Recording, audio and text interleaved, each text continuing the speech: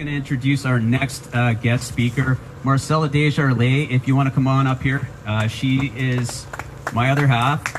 She is a powerful voice. She has done so much activism and standing up on the right side of history. I'm really proud of this woman, and she brings it. So, Marcella. Thank you. Hey there, everybody. I'm so glad to see every one of you here tonight. This is important stuff.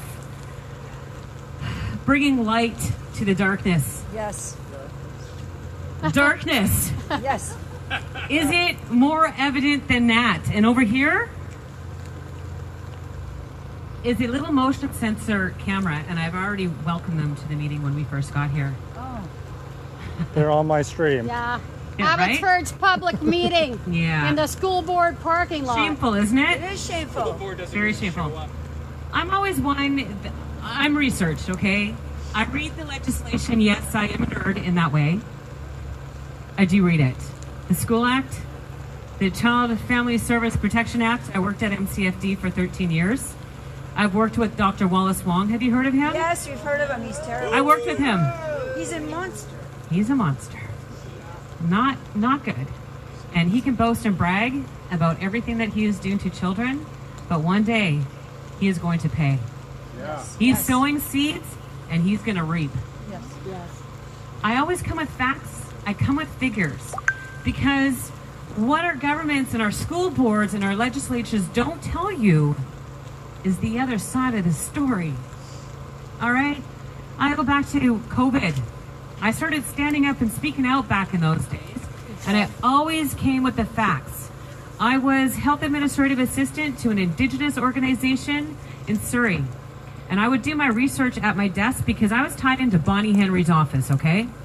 They railroaded 90,000 citizens in that organization down the one road narrative that the government was putting out. They didn't give people the other side, and what we got is safe and effective.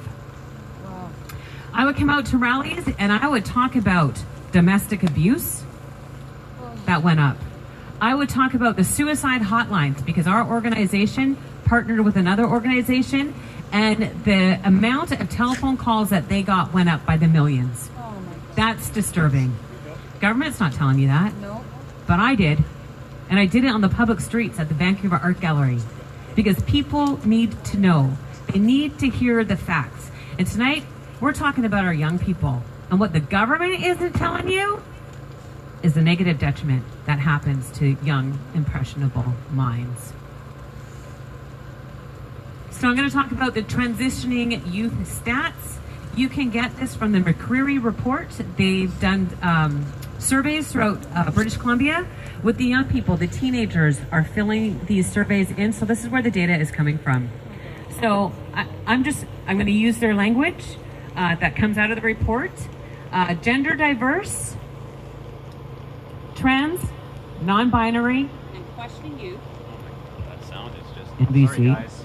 In BC, report much higher rates of suicidal thoughts, suicide attempts, self-harm, mental health crises than their peers. Surprise, surprise. Right? Government's not telling these young people that. No. Do you think these guys are telling them that? Oh, come on over. We'll support you. You can question. You can be queer. Just come. We don't even have to tell mom and dad. We're there for you. Quick numbers. From BC, from the 2018 Adolescent Health Survey, McCreary analysis, serious suicidal ideation. Trans boys, 58%. Wow. Seriously thought about attempting suicide. Trans girls, 49%. That's estimated. Okay? Non-binary, 45%. This is suicidal ideation. And these boards and our governments want to call this normal when children are actually in mental health crisis because of the legislation and the ideology that they are pushing on young, impressionable minds. By contrast, there is a reported 17% who had seriously considered suicide in the past year, and that's not trans. That's not the non-binary. That's just youth in general. Wow. Serious suicide attempts. So that's suicidal ideation. Now let's talk about serious suicide attempts. Trans boys and non-binary, 19% reported one or more suicide attempts. They're not just it's not just ideation. It's actually trying. This should make parents angry. This should make us as a society angry. Who is going to stand up for young people in this province, in this country, when we have governments that are doing disgusting things in the dark? We're here to bring light. We will. That's right. Trans girls, 17%. Questioning youth, 15%. By contrast, 5% of their peers. 5%. And they're trying to make this normal. It's okay. You can do this. We're here for you. Abominable. Sickening. It makes me want to vomit. The BC Coroner's Youth Suicide Reviews show suicide remains the second leading cause of death for young people in British Columbia. They want to promote their SOGI trans ideology to the young people, but are they talking about the negative effects once they're there? No. I don't hear it on the media. Nope. I don't hear it coming out of school board meetings. Nope. What's happening to these young people? Where's National the support surveys? for detransing? Yeah. National surveys and systematic reviews also show very high rates of suicidal ideation and attempts among transgender and non-binary youth in Canada. For example, National Trans Community Surveys reports lifetime and past year ideation attempts substantially higher than their peers. Higher than children not trans, not binary, not questioning.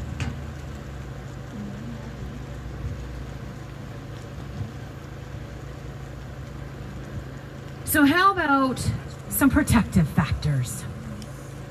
Like family connectedness. Put down the phone. Spend time with your children. Teach them at home. Put some safeguards in their day. Let your children feel safe and comfortable coming to you, Mom, you, Dad, and if you live with Grandma and Grandpa, an aunt and an uncle, or a cousin, be the safeguard for their children. Stand up for them. The BC report highlights that youth with high family connectedness have much lower odds of suicidal thoughts and attempts. When we look at what has happened since 2020, since COVID, how many families fell apart? How many marriages broke down? A lot. How many people are against one another? We saw it everywhere. Even friends, relationships fell apart because they're destroying the very fabric of society. Yep. And that is family. Yep. All right? You're here. Are you a man? Yeah. Are you a woman? Yep. Guess what? We're all here because it took one man and one woman to procreate and create society. Yep. And they're telling our children, you don't need to do that. You can go with a boy and a boy and a girl and a girl, and it's okay. And in Australia, we have a mother who is suing the school board or the government because their child came home and learned about bestiality Oh, God. You gotta be and kidding me. incest. It's called brother love and sister love. They wrap it up in a neat package because children get that. Oh, this is good. It's okay because they told us it is. It's not okay. It will never be okay. And we will never back down. Gender diverse youth in BC report suicidal ideation at roughly 3 to 4 times the rate of all BC students. That's 45 to 58% versus 17% that aren't struggling here. They report suicide attempts at roughly 3 to 4 times. So self-harm in the past year of all youth, 14% male reported self-harm in the past year, 31% of female youth, and 55% of non-binary youth. Imagine what children who are loved, who are valued, who are instilled with values, and like James said, they're loved. They weren't born in the wrong body. They were intricately and perfectly knit together in mama's womb. Yes, they were. There are no mistakes. You are a boy, you are a girl, you are a man, and you are a woman. That is it. I'm all for two genders. Anything else is what, James? Mental illness. Mental illness. And I'm just going to do one more flip over here. It's starting to rain a lot. I'm going to go to Corky. Dorky. Newfield. This is a man who in this city used to pastor a church. A Christian man. Okay? Yeah, he was I've my heard pastor. I'm a Christian. I'm a Christian. And I'll tell you what. I will not stand for abominable things that go against the very nature of humanity. All right? It is unnatural for a man to lie with a man and a woman to lie with a woman because we were created to procreate. That's one man and one woman. They join together and become one flesh, and that is the way that it should be. And this, coming from a pastor who used to be on the board here. He sent a letter home. A welcoming education system for kindergarten to grade 12 students and their families is essential for students to have success.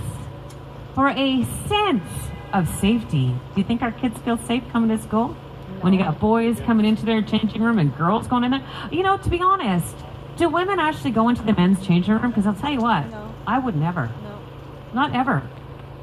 I mean, like, this guy's got muscles. I feel unsafe. Yes, he does. Building safe, caring, and inclusive schools. Parents and caregivers, get this. Instill your values at home and put them deep down in here with love for your children, okay? Because if you don't, these guys will put other junk in there.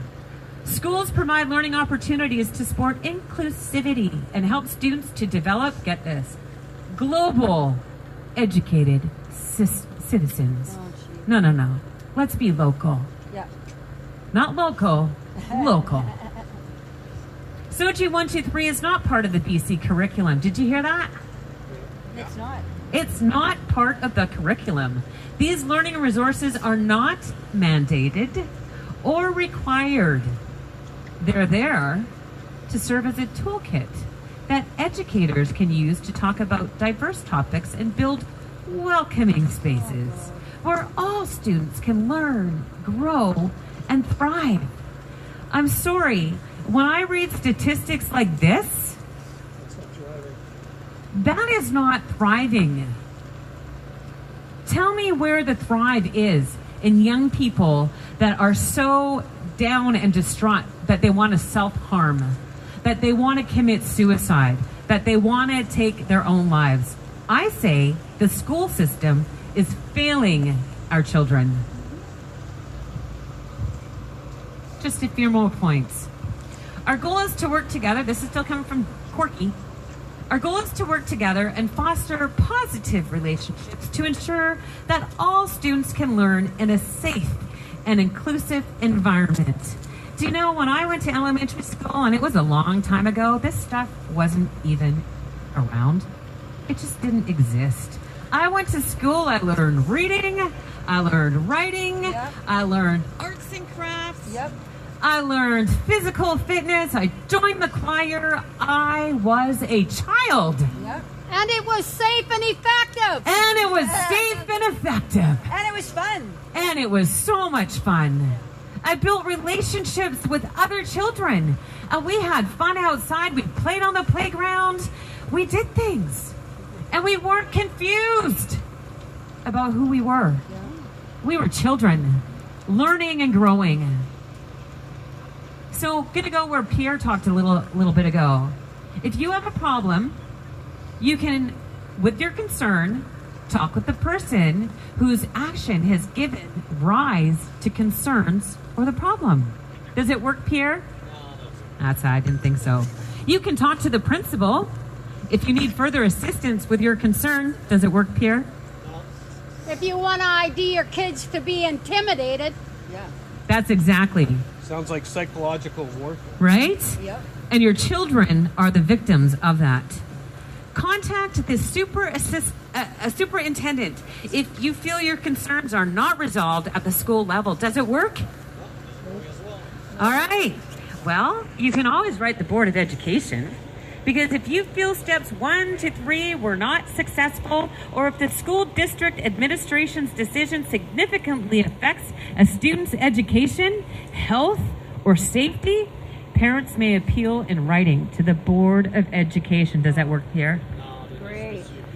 They dismiss you if you do. So even when you have some concerns and you come to a school board meeting here, you get 10 minutes.